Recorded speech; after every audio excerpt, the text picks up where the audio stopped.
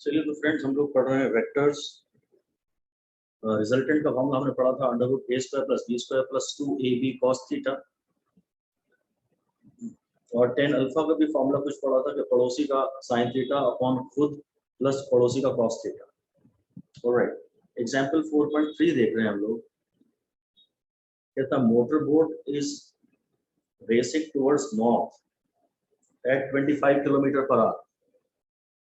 मैं नॉर्थ को ये डायरेक्शन मान ले रहा हूँ, ये इधर ये जे कैप वाली मान लेता हूँ, नॉर्थ डायरेक्शन को मैं जे कैप मान लेता हूँ। तो मुझे मोटर बोट की वेलोसिटी दी है, मोटर बोट की वेलोसिटी दी है 25 J cap. Motor boat is moving towards north at 25 km/h and the water current in that region is 10 km/h in the direction of 60 degree east of north। अब ये थोड़ा advance question हो गया, medical के हिसाब से तो डेफिनेटली एडवांस क्वेश्चन हो गया। ईस्ट ऑफ साउथ बोला है, ये है साउथ और ये है ईस्ट, और ये डायरेक्शन है वाटर करंट, ये वेलोसिटी ऑफ वाटर, और ये एंगल 60 डिग्री। बस इतना find resultant velocity of water. तो देखो एक लाइन लिख लो कि inclined vectors should be resolve. जो इंक्लाइंड वेक्टर्स हैं उनको हमें रिजॉल्व करना चाहिए।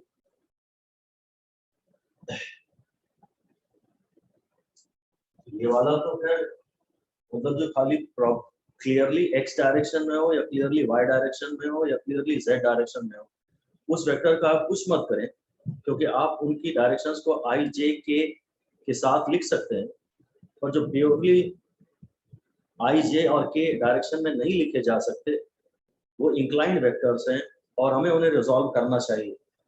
ये साउथ है, वो ईस्ट है, और मैं एक बार फिर से चेक कर लूँ कि मैंने सवाल सही पढ़ा है कि नहीं। कहता है वाटर की direction 60 degree east of south. हाँ सही है, साउथ पे खड़े होके ईस्ट की तरफ देखेंगे तो 60 डिग्री वहां से पानी बहता हुआ दिख रहा है। परफेक्ट। एनसीईआरटी ने जिस मेथड से सवाल सॉल्व किया उससे मैं नहीं कर रहा, इनफैक्ट उसका आंसर गलत भी है। फिलहाल मैं वाटर को रिजॉल्व कर रहा हूँ, वेलोसिटी ऑफ वाटर को इधर रिजॉल्व करूंगा, उसकी वैल्यू उसने दी है 10। अच्छा दोनों यूनिट्स km/h में ही है तो ठीक है। ये इधर हो गया 10 cos 60 और ये डायरेक्शन हो गई -j कैप प्लस 10 sin 60 इधर आएगा, और ये डायरेक्शन हो गई +i कैप। ये अब हमें निकालनी है, चलो इसको चलो मैं लिख सकता हूँ sin 60, साइन वाला ग्राफ यहाँ बना लेता हूँ। sin 60 काफी बड़ा आएगा तो sin 60 √3/2 आएगा, और y कैप है, और -10 cos 60, और cos का ग्राफ बनाऊं तो cos 60 की वैल्यू कम आएगी, तो 1/2 into j कैप है। सो वेलोसिटी ऑफ मोटर जो है, या वेलोसिटी ऑफ बोट बोल लेता हूँ, बोट की वेलोसिटी है 25 j कैप, और वेलोसिटी ऑफ वाटर है 5√3 i कैप -5 j कैप। ये बहुत प्यारा हमारा शानदार डिस्कशन हो गया है। क्वेश्चन डेफिनेटली एडवांस्ड है, मतलब साफ है। एडवांस का मेरा मतलब ये जेई स्टूडेंट्स के लिए। एनसीईआरटी तो जेई और मेडिकल दोनों के लिए सेम बनाई गई है ना, एनसीईआरटी दो अलग अलग एनसीईआरटी तो नहीं बनाई गई है। तो कुछ पोर्शन इसमें ऐसा है जो प्योरली जेई के स्टूडेंट्स के लिए काम का होगा। मेरे ख्याल से ये मेडिकल के स्टूडेंट्स इनिशियली इसके लिए परेशान ना हो तो सही रहेगा, बेटर रहेगा। हालांकि काम बड़ा सिंपल है कि जो इंक्लाइंड वेक्टर है बस उसको ही रिजॉल्व करना है, और रिजॉल्व करना हम सीख ही चुके हैं। यहाँ कोने में कॉस आएगा और फिर ये डायरेक्शन -j कैप है, और साइड में सामने या साइड में साइन आएगा, और वो डायरेक्शन आप जानते हैं +i कैप है। ये बोट की वेलोसिटी है ij के फॉर्म में, और ये वाटर की वेलोसिटी है ij के फॉर्म में। निकालना है find the resultant velocity of boat. अब रिजल्टेंट का मतलब होता है वेक्टर सम। भाई बोट के ऊपर बोट की भी वेलोसिटी है और बोट के ऊपर पानी की भी वेलोसिटी, ऐसा लिख दीजिए। रिजल्टेंट वेलोसिटी मींस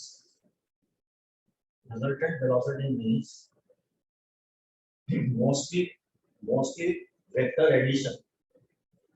रिजल्टेंट मतलब मोस्टली वेक्टर एडिशन।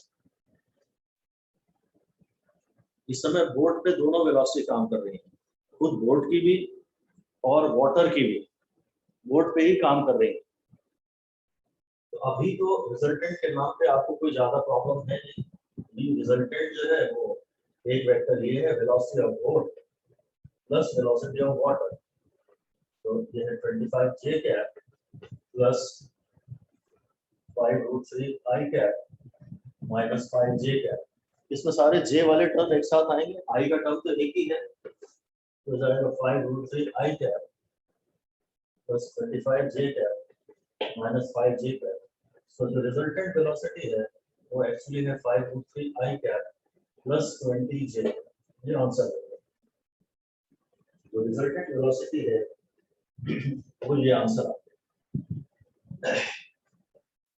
अब अगर आपको खाली इसका मैग्नीट्यूड निकालना है, I और J भी है और ये बड़े बड़े वेक्टर्स भी हैं, तो मैग्नीट्यूड भी बड़े बड़े हैं और डायरेक्शन भी ये कंप्लीट वेक्टर है।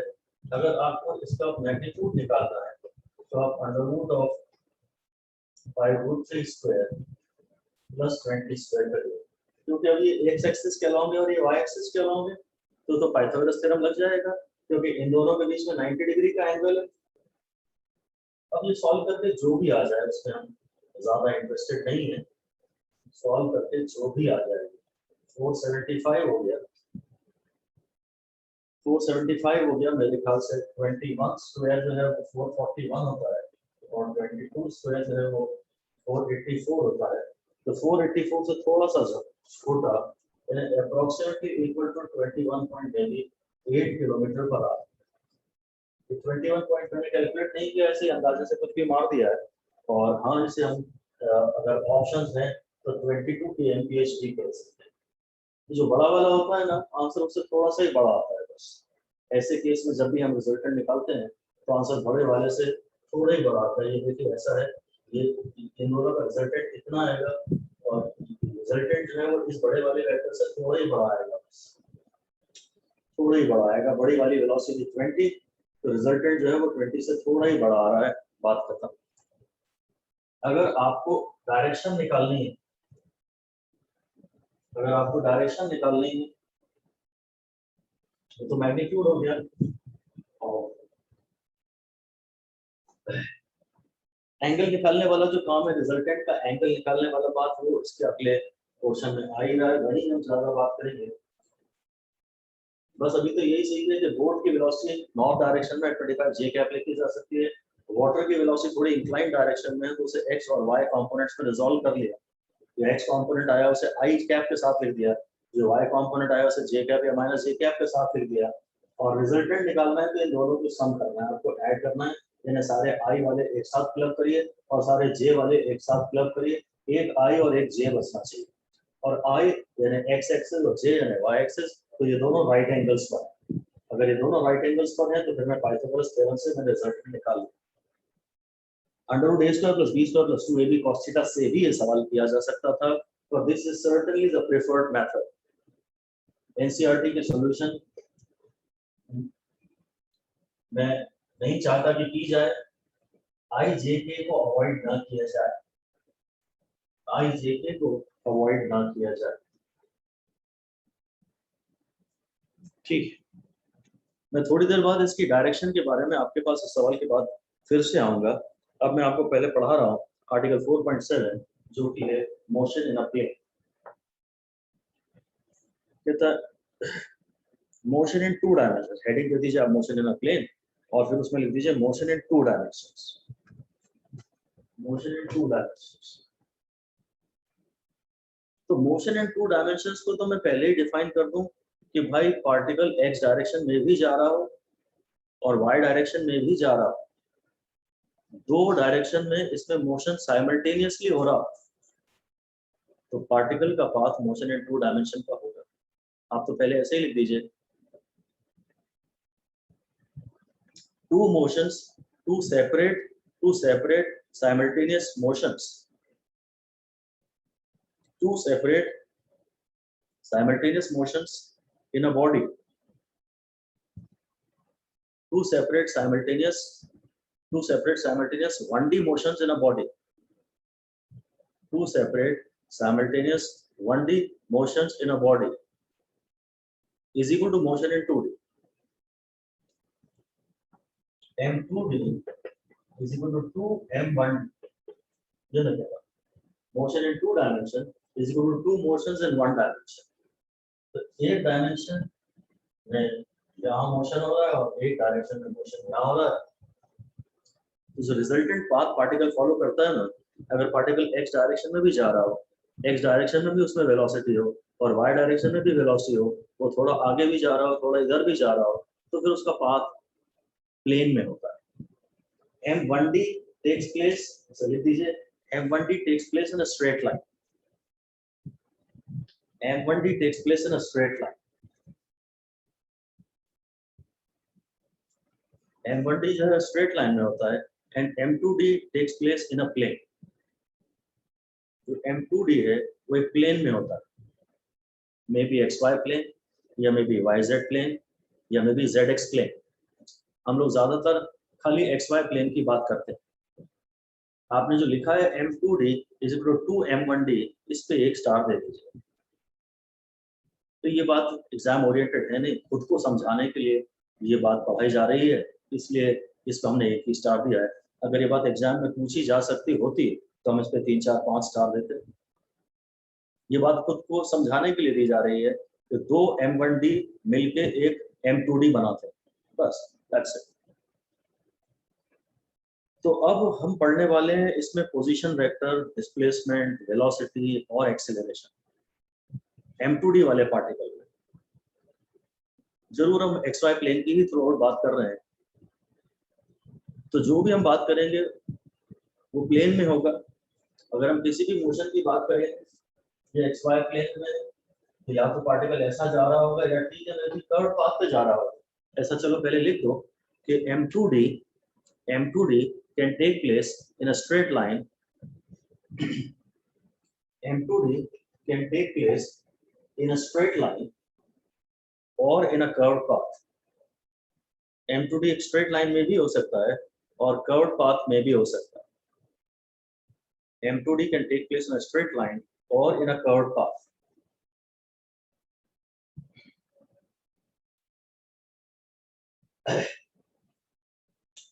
तो अगर स्ट्रेट लाइन में जा रहा है तो ठीक है, इसका मोशन का कोई कंपोनेंट एक्स डायरेक्शन में होगा और इसके मोशन का कोई कंपोनेंट वाई डायरेक्शन में होगा, बस यही आप लिख दीजिए।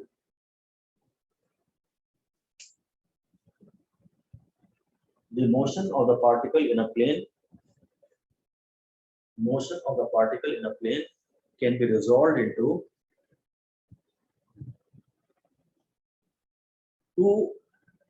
two components.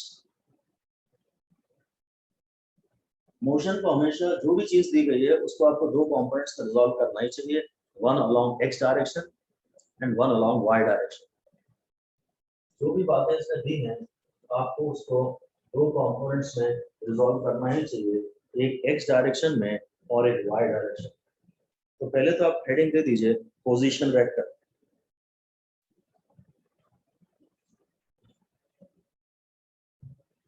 पोजीशन वेक्टर, तो फिर से वही बात आ रही है कि अगर ये पॉइंट P है और ये O है और इस पॉइंट के कोऑर्डिनेट्स x, y हैं, तो इसका ये वेक्टर r है और वेक्टर r हम बोले x i cap plus y j cap, ये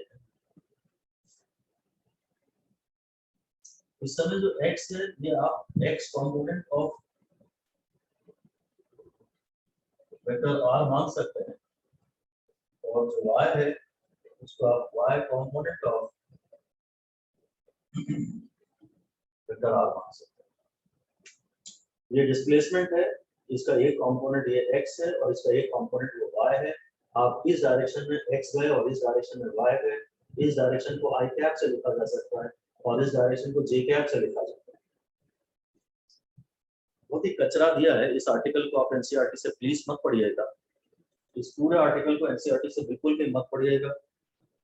अगर सिर्फ मेरी ही बातें सुनेंगे तो बहुत मजेदार मजा आएगा आपको, और एनसीईआरटी के नजर से 4, 5, 6 बार इसे पढ़ लेने के बाद फिर आप एनसीईआरटी पढ़ सकते हैं। जब एनसीईआरटी आपका कॉन्फिडेंस नहीं बिगाड़ सकती कहीं, तब आप इसे कर सकते हो। पहले तो आप केवल यही करिएगा जो मैं करा रहा हूं। जब आपसे इसके न्यूमेरिकल भी बनने लगे उसके बाद जरूर कभी 2-4-6 महीने बाद एनसीईआरटी पढ़ लीजिएगा। अभी एनसीईआरटी की पढ़ने की इसमें आपको कोई जरूरत नहीं है। तो इसके बाद हेडिंग दे दीजिए डिस्प्लेसमेंट वेक्टर। पोजीशन वेक्टर तो हो गया।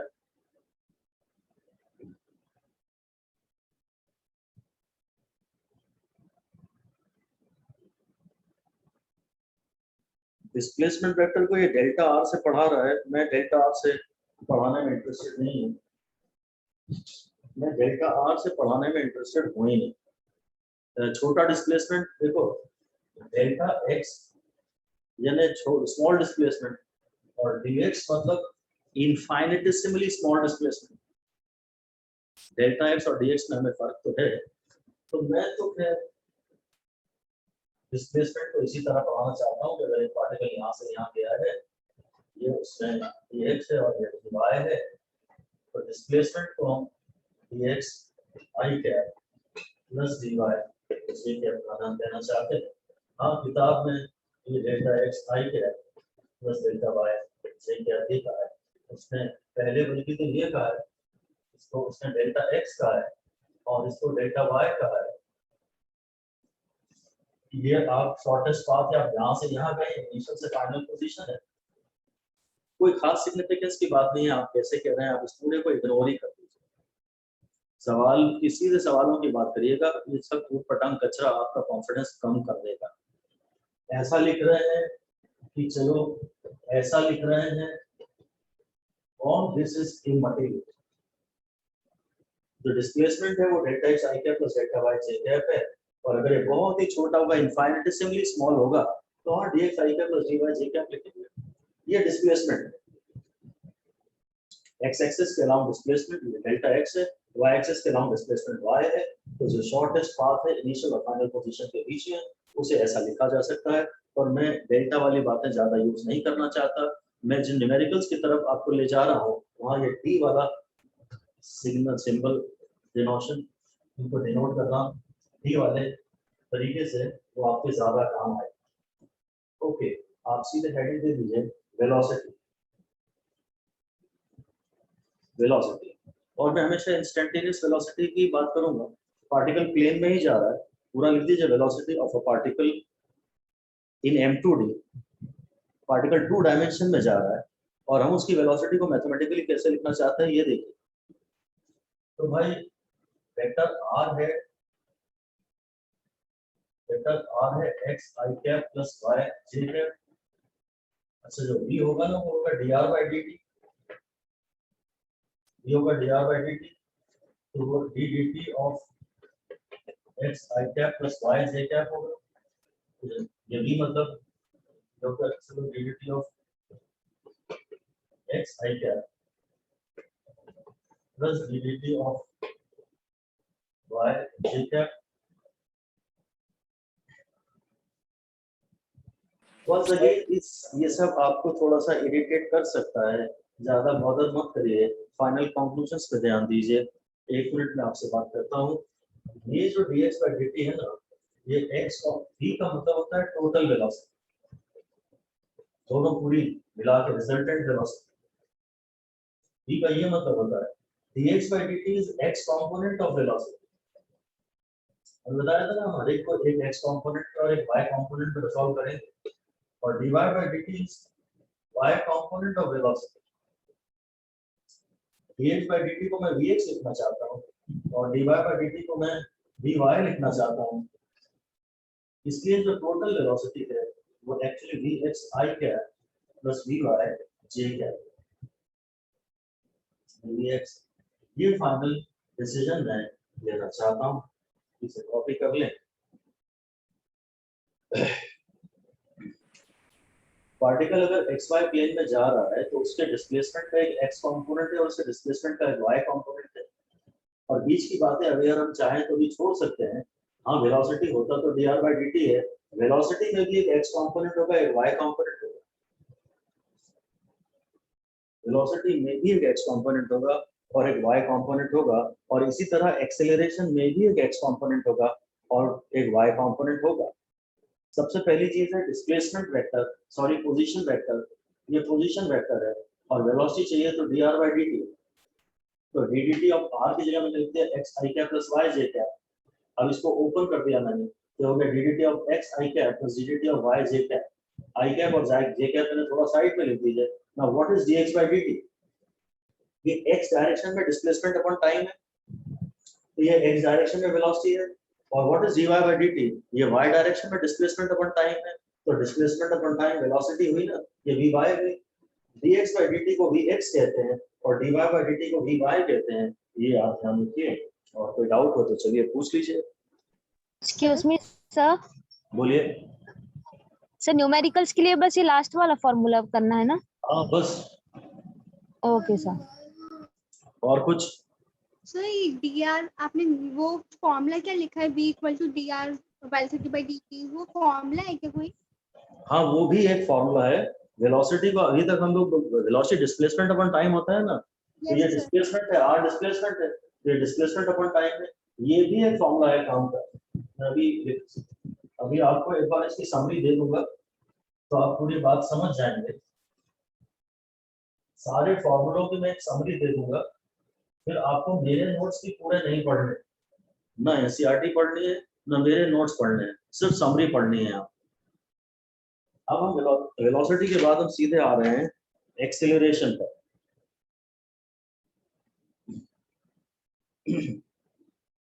वेलोसिटी में जरा ये बातें की जा सकती है। अगर वेलोसिटी को आप कभी vx I cap plus vy j cap कह रहे हैं, तो जो रिजल्टेंट वेलोसिटी का मैग्नीट्यूड है वो under root of vx square plus vy square है। ये मैं बना लेता हूँ, चलो ये मैंने vx बना ली और ये मैंने vy बना ली। x एक्सिस के अलावा मैंने vx बना ली और y एक्सिस के अलावा vy बना ली, और इन दोनों का रिजल्टेंट जो है वो टोटल वेलोसिटी है। x एक्सिस के अलावा vx बना ली, y एक्सिस के अलावा vy बना ली, और इन दोनों का जो रिजल्टेंट है वो टोटल वेलोसिटी है। अब मैं एक्चुअली हेडिंग आप पहले यहाँ दे दीजिए, direction of resultant velocity, direction of resultant velocity. इस डायरेक्शन के लिए हम लोग ये tan थीटा निकाल के बताते हैं। लिख दीजिए direction is specified by theta, direction theta से बताया जाता है। वहां वार्निंग लिख दीजिए, वार्निंग लिख दीजिए numericals, in numericals clearly see that, in numericals clearly see that theta is being asked with x axis or with y axis। Theta को x एक्सिस से मांगा जा रहा है या थीटा को y एक्सिस से मांगा जा रहा है, इस पर 5 स्टार दे दीजिए।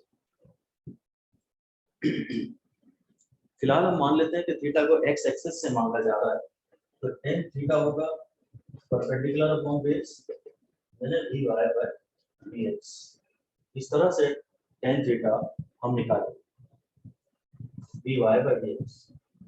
एक बार फिर से समझा देंगे,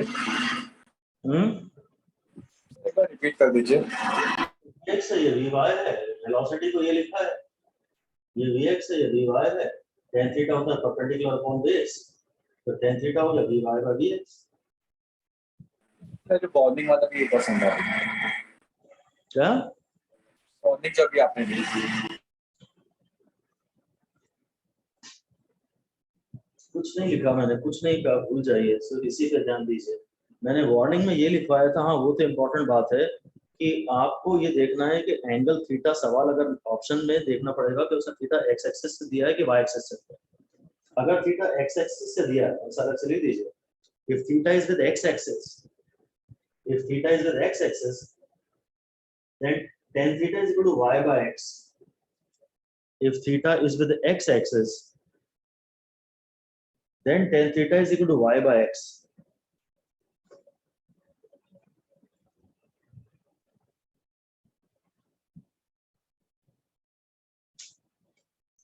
यही सारी बातें मैं आपसे कर रहा हूँ एक्सीलरेशन इन 2D। वेलोसिटी का फॉर्मूला भी आया था आपके सामने, vx I cap plus vy j cap। अच्छा एक्सीलरेशन होता है dv by dt। ये सारे स्टेप्स मैं आपसे फिर से लिख रहा हूँ, ये इस पर activity vi cap plus vy j cap, ये इसे बाहर निकाल देता हूँ। Yes, I क्या प्लस dy जे। कठिन चीजें हैं थोड़ी दिखने में शुरू में, ये एक बार आदत पड़ जाए तो अलग बात है। भाई एक्सेलरेशन होता है dv by dt, फिलहाल वेलोसिटी का x कंपोनेंट भी और वेलोसिटी का y कंपोनेंट भी है। अब मैंने इसको अलग अलग ओपन कर लिया ब्रैकेट में। अच्छा ना, ये है dv by dt, dv by dt होता है एक्सेलरेशन, और ये dv by dt है x डायरेक्शन में, ये dv by dt है x डायरेक्शन में। तो ये हो जाएगा ax I cap plus ay j cap, where ax is equal to dx by dt, ay is equal to dy by dt।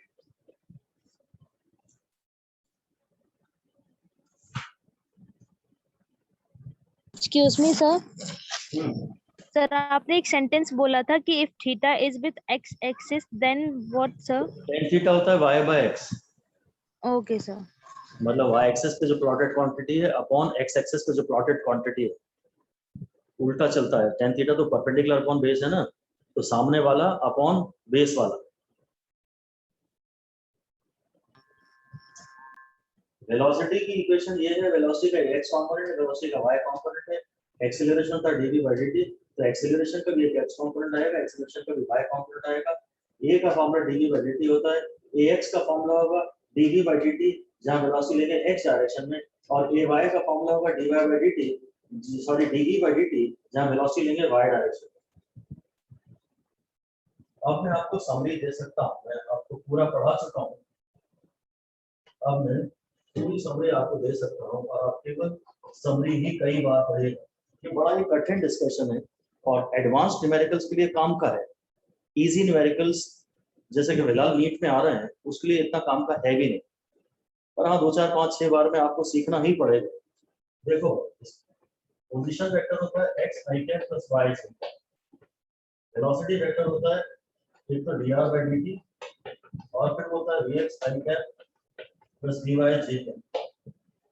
यहाँ अगर tan थीटा आपको चाहिए तो dy by vx, theta is angle with x axis, ये एक हो गया, ये दो हो गया, और एक्सेलरेशन होता है dv by dt, और हो जाएगा dvx by dt plus dv by dt। Acceleration को मैं सीधे ऐसे ही लिख रहा हूँ, ax I cap plus ay j। यहाँ लिखता हूँ where dx is equal to dx by dt and dy is equal to dy by dt, और ये भी लिख सकता हूँ कि d is equal to dx square plus dy square। ऐसे ही ax को लिखूंगा dvx by dt, और ay को लिखूंगा dvy by dt, और a को लिखूंगा under root of ax square plus ay square. बस यही समरी है केवल, मेरे ख्याल से मैंने इसमें सारे पॉइंट इंक्लूड कर लिए हैं, इन्हीं को आप बार बार पढ़ते रहिए। हम अब m1d की जगह m2d पढ़ रहे हैं। आज जब हम डिस्प्लेसमेंट की बात करेंगे तो खाली आप x डायरेक्शन में नहीं जाएंगे, थोड़ा x में भी जाएंगे, थोड़ा y में भी जाएंगे। तो डिस्प्लेसमेंट के दो कंपोनेंट हैं, डिस्प्लेसमेंट का एक कंपोनेंट x एक्सिस के अलावा, डिस्प्लेसमेंट का एक कंपोनेंट y एक्सिस के अलावा। और अगर आपको मैग्नीट्यूड ऑफ r चाहिए तो of course under root x square plus y square निकलेगा ही, ये दोनों तो राइट एंगल्स पे है ही ना। ऐसे ही वेलोसिटी के भी दो कंपोनेंट हैं, x डायरेक्शन में जो डिस्प्लेसमेंट अपॉन टाइम है वो vx है, और y डायरेक्शन में जो डिस्प्लेसमेंट अपॉन टाइम है वो vy है, और रिजल्टेंट वेलोसिटी तो फिर ऐसे ही निकलेगी क्योंकि ये दोनों राइट एंगल्स पर हैं। और अगर x एक्सिस से आपको एंगल थीटा निकालना है वेलोसिटी का, तो वेलोसिटी जो x एक्सिस से एंगल बना रही है, ये वेलोसिटी है, ये थीटा है, ये vy है और ये vx है, तो tan थीटा तो vy by vx से निकलेगा ना। tan थीटा होगा सामने वाली क्वांटिटी अपॉन बेस वाली क्वांटिटी हमेशा। ऐसी जो एक्सेलरेशन होगा उसके भी दो कंपोनेंट होंगे, एक होगा ax I कैप और एक होगा ay j कैप। एक्सेलरेशन का ये x कंपोनेंट है और एक्सेलरेशन का ये y कंपोनेंट है। अब ax मतलब x डायरेक्शन में dv by dt, एक्सेलरेशन मतलब rate of change of velocity, तो ax मतलब x डायरेक्शन में dv by dt, और ए वाई मतलब वाई डायरेक्शन में D Y by D, sorry D Y by D T नहीं, D V by D T, बस यही है। ये डिस्प्लेसमेंट के दो कंपोनेंट, ये वेलोसिटी के दो कंपोनेंट और ये एक्सेलरेशन के दो कंपोनेंट, इतना ही है। अब पार्टिकल एक डायरेक्शन में नहीं जा रहा, तो उसमें अगर डिस्प्लेसमेंट हो रहा है तो एक्स में भी होगा, वाई में भी होगा। वेलोसिटी है उसमें कुछ, तो वेलोसिटी का एक्स कंपोनेंट भी होगा, वेलोसिटी का वाई कंपोनेंट भी होगा। अगर पार्टिकल में एक्सेलरेशन हो रहा है तो पार्टिकल का एक्स कंपोनेंट भी होगा और पार्टिकल का वाई कंपोनेंट भी होगा, बस यही बात है। That's it. हाँ बोलिए। तो जो आपने स्क्वायर रूट 12 लगाया था मैग्नीट्यूड का था ना? हाँ वो मैग्नीट्यूड निकाला है मैंने, स्क्वायर रूट जब under root A square B square किया तो मैग्नीट्यूड निकाला है मैंने। वेक्टर आर, ऐसा मैग्नीट्यूड और वेक्टर आर को खाली आर भी लिखते हैं तो वो X square plus Y square है। मैग्नीट्यूड ऑफ वी को खाली वी भी लिखते हैं तो वो under root B X square plus V Y square है। और मैग्नीट्यूड ऑफ एक्सेलरेशन को खाली ए भी लिखते हैं तो वो under root of X square plus A Y square है। सर यहाँ पे आर डिस्प्लेसमेंट है ना? हाँ आर मतलब डिस्प्लेसमेंट है, पोजीशन वेक्टर वाला जो था ना। Yes sir. हाँ यहाँ वेक्टर आर जो है वो डिस्प्लेसमेंट है। अगर ये मान लो इनिशियल पोजीशन है और ये फाइनल पोजीशन है तो इनिशियल और फाइनल को जोड़ने वाले को मैं ऐसा डिस्प्लेसमेंट कह ही सकता हूँ। डिस्प्लेसमेंट को आर से एस से डिनोट करते हैं। एक्स डायरेक्शन में हो तो डिस्प्लेसमेंट को एक्स से डिनोट करते हैं, वाई डायरेक्शन में हो तो डिस्प्लेसमेंट को वाई से डिनोट करते हैं। इसके अलावा आपने क्या पढ़ा कि dx by dt is equal to vx, dy by dt is equal to vy, dvx by dt is equal to ax और dvy by dt is equal to vy, sorry ay। ये सब आपके लिए थोड़े नए टर्म्स हैं, इन्हें अपनी आदत में शुमार कर लीजिए। अब तक आप सब ये कहते थे dx by dt वेलोसिटी, अब मैं कह रहा हूँ dr by dt velocity, v is equal to dr by dt। आज मैं कह रहा हूँ अगर आप dx by dt निकाल रहे हैं तो आपको वेलोसिटी का x कंपोनेंट मिल रहा है और आप dy by dt निकाल रहे हैं तो आपको वेलोसिटी का y कंपोनेंट मिल रहा है। अगर आप dv by dt एक्सेलरेशन होता है, dv by dt एक्सेलरेशन होता है, अगर आप vx का डिफरेंशिएट कर रहे हो, x डायरेक्शन में वेलोसिटी को डिफरेंशिएट कर रहे हो तो आपको एक्सेलरेशन भी x डायरेक्शन मिलेगा। अगर आप y डायरेक्शन में वेलोसिटी को डिफरेंशिएट कर रहे हो टाइम से dv by dt y direction में तो आपको एक्सेलरेशन भी y डायरेक्शन में मिलेगा। इन्हें आप 5, 10, 20, 25 बार पढ़ते रहिए, तब जाके आपको ये आपके हैबिट में शुमार होंगे, ये आपकी नई टर्मिनोलॉजी होगी। मोशन इन अ प्लेन के लिए ये सब जानना बहुत जरूरी है और अभी 2 महीने तक एनसीईआरटी में इस पोर्शन को मत पढ़िएगा, उनके डायग्राम ही बड़े गंदे गंदे हैं, कहीं डेल्टा आर और कहीं डी आर में आपको डेल्टा वी और डी वी में कंफ्यूज कर रहे हैं। केवल जो मैंने लिखवाया है उसको पढ़िए, एनसीईआरटी की एक एक लाइन कवर हो गई, सारी लाइनें एनसीईआरटी के इस बीच कवर हो चुकी।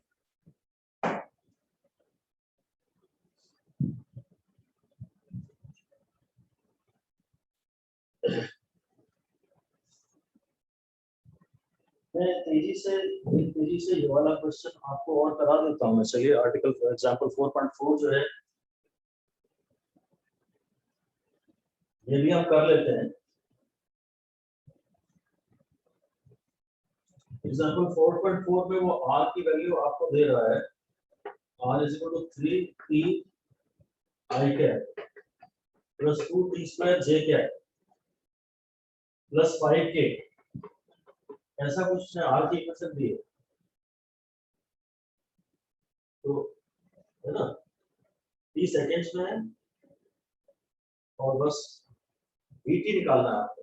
अब v निकालना है तो dr by dt, अब इसे आप एक बार डिफरेंशिएट करेंगे तो आ जाएगा 3, t चला जाएगा, ये होगा i कैप। सिर्फ डिफरेंशिएट t से करना है तो t का टर्म गायब होते जाएंगे, तो जाएगा 2 और t स्क्वायर को करेंगे तो 2t फिर j कैप, और ये तो इसमें टाइम का फंक्शन ही नहीं है, ये कांस्टेंट है तो टाइम के रिस्पेक्ट में डिफरेंशिएट करोगे तो आ जाएगा 0। तो भाई वेलोसिटी की इक्वेशन आ जाएगी 3i cap plus 4t j cap, ये वेलोसिटी की इक्वेशन आ गई। और इसको एक्सीलरेशन भी चाहिए, अगर एक्सीलरेशन चाहिए तो dv by dt करना है। अब इसको आप टाइम से डिफरेंशिएट करोगे तो 0 हो जाएगा और इसको टाइम से डिफरेंशिएट करोगे तो 4j कैप हो जाएगा। ये बस बढ़िया सा एक सवाल हो गया, बात खत्म। फिर वो कह रहा है find the magnitude and direction of v at t is equal to 1 second. अब इस पे आ जाते हैं, ये है 3i प्लस 4, और इसमें t को 1 डाल दो, t को 1 डाल दो यहाँ पे, तो वेलोसिटी हो जाएगी 3i प्लस 4j। अब आपको अगर वेलोसिटी का मैग्नीट्यूड चाहिए तो वो हो गया √3 स्क्वायर प्लस 4 स्क्वायर, तो वेलोसिटी का मैग्नीट्यूड तो आ गया 5, और 3i और 4j में मुझे पता है ये वेलोसिटी है, ये 3 है और ये 4 है। अगर आपको x एक्सिस से एंगल निकालना है तो tan थीटा है 4/3, tan थीटा है 4/3।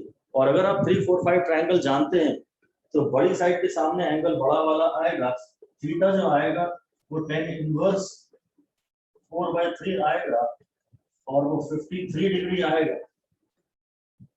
थीटा जो आएगा ये बड़ी वाली साइड के सामने का एंगल है, ये 37 डिग्री होता है और ये 53 डिग्री होता है, क्योंकि 5 है और 3 है ना, ये दोनों मिलकर बनाते हैं 53 डिग्री।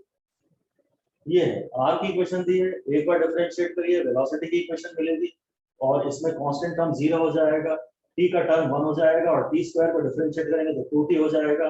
वेलोसिटी को डिफरेंशिएट करेंगे तो एक्सीलरेशन आएगा, ये टर्म कांस्टेंट है, और इसमें टी का टर्म डिफरेंशिएट होकर बस ऐसा बन जाएगा। एक्सीलरेशन की वैल्यू 4 पे कांस्टेंट है, बॉडी का एक्सीलरेशन 4 मीटर पर सेकंड स्क्वायर पे कांस्टेंट है। फिर वो कह रहा है एक t इक्वल टू 1 सेकंड पे वेलोसिटी निकालिए, तो वेलोसिटी की इक्वेशन में t को 1 डाल दीजिए। वेलोसिटी की इक्वेशन में t को मैंने 1 डाला तो velocity 3i + 4j। Magnitude of velocity निकाला तो √3 square plus 4 square Pythagoras theorem से जो 5 आया। और एंगल अगर निकालना है आपको तो 3 वाला चीज यहाँ बनाइए x एक्सिस के अलोंग, 4 वाली चीज यहाँ बनाइए y एक्सिस के अलोंग, और tan थीटा को बोल दीजिए 4/3 अगर आपको एंगल x एक्सिस से निकालना है तो। और फिर अगर आप 3, 4, 5 ट्रायंगल जानते हैं तो आपको पता है बड़ी वाली साइड के सामने एंगल बड़ा होता है, ये 4 और ये 53 डिग्री का एंगल होता है। tan थीटा है 4/3, थीटा है tan इनवर्स 4/3, और उसका सॉल्व करने के बाद थीटा की वैल्यू आ जाएगी 53 degree. So that is all about it then.